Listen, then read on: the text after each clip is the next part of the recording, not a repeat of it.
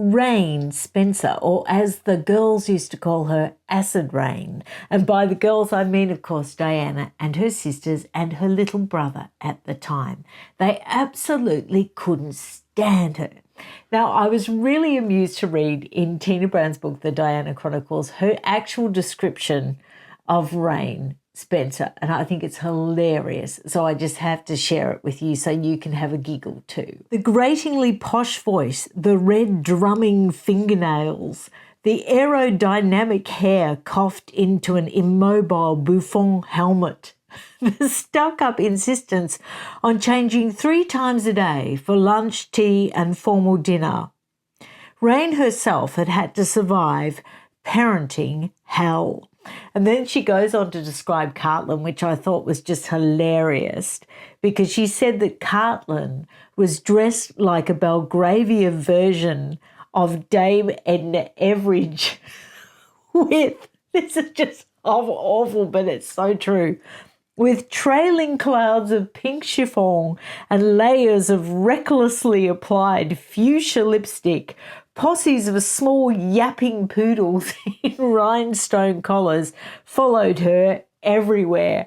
And then the final awful thing is homemade cosmetic surgery achieved by hoisting her jowls aloft with sticky tape. I just thought that was just such a classic description.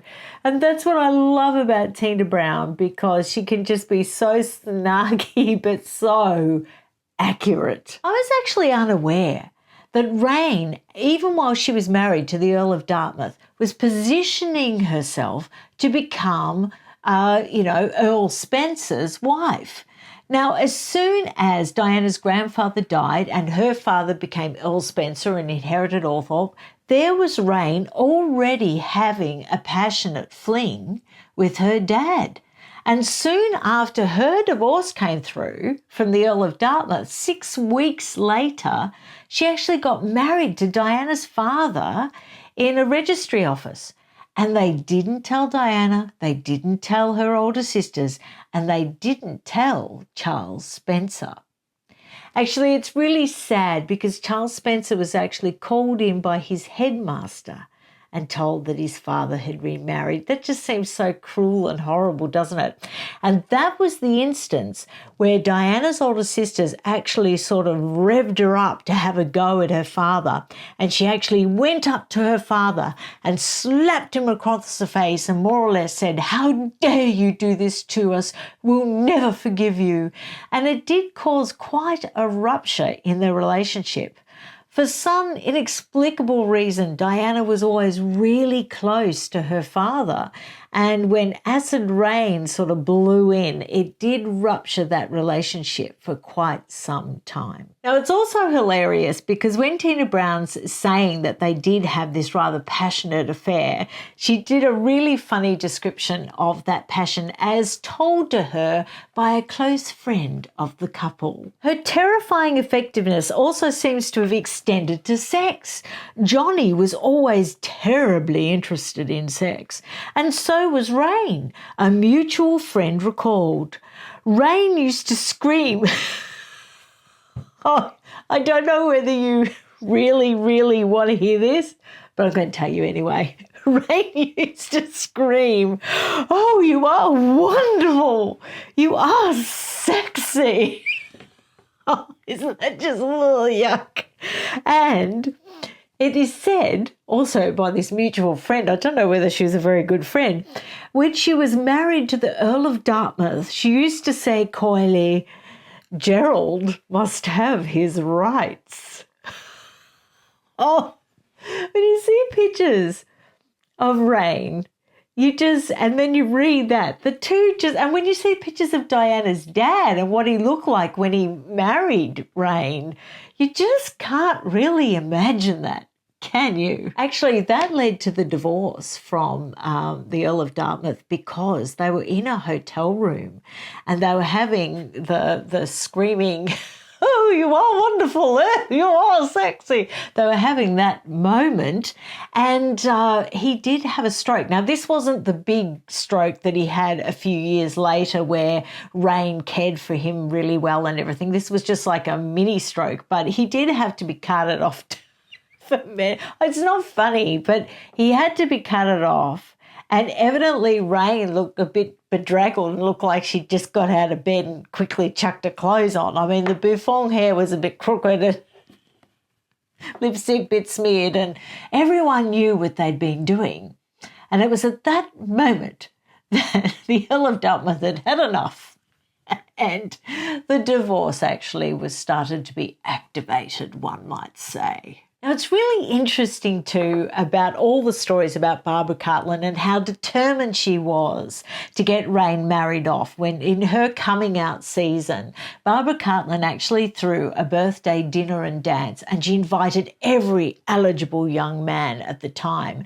And one of them was became Lord Glenconner, who actually Anne Glenconner married.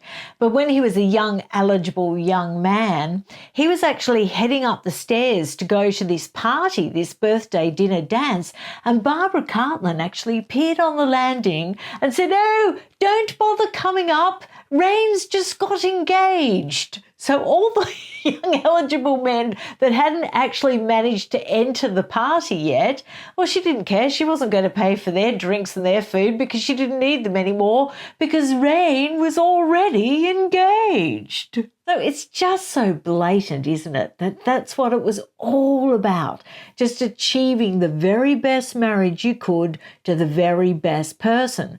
But poor old Dartmouth wasn't considered good enough in the end. Because you can have titles, but if you don't have a stately home, then you're just not up to the muster.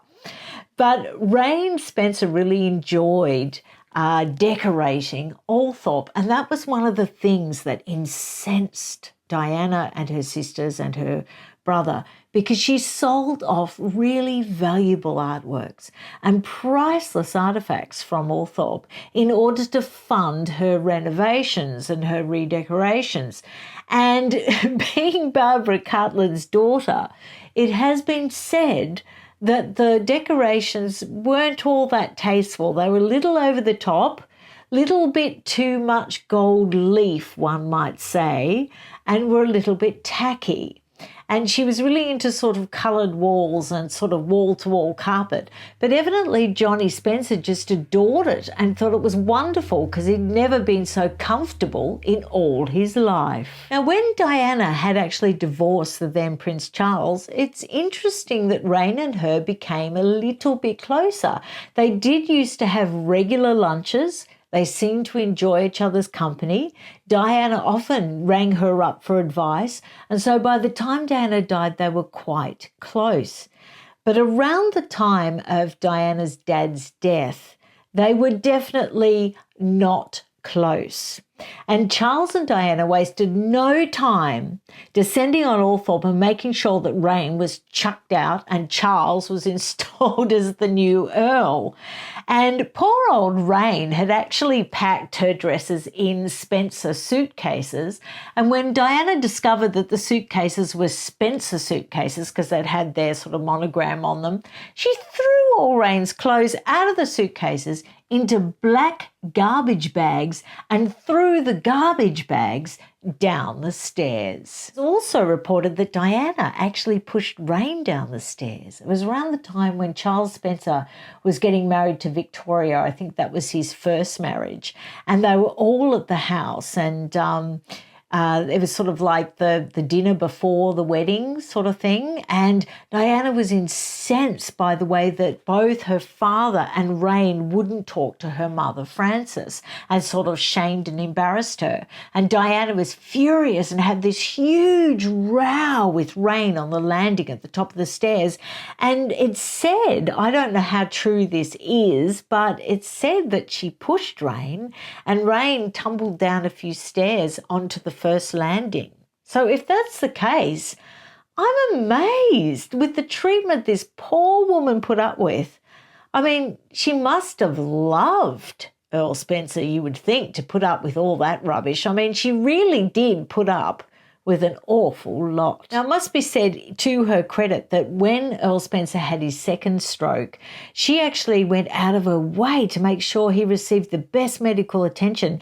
She argued with Diana and the sisters and the younger brother. She made sure that he was moved to a specialised clinic. She spent her own money making sure that he had access to a life-saving drug that wasn't being used in the UK yet.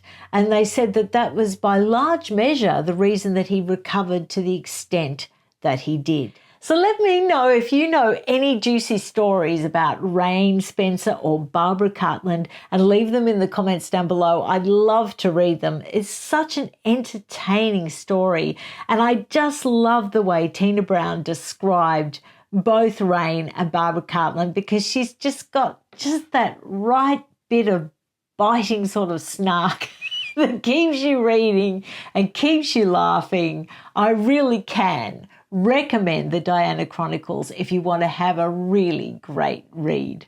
And I'll see you again very soon. Bye.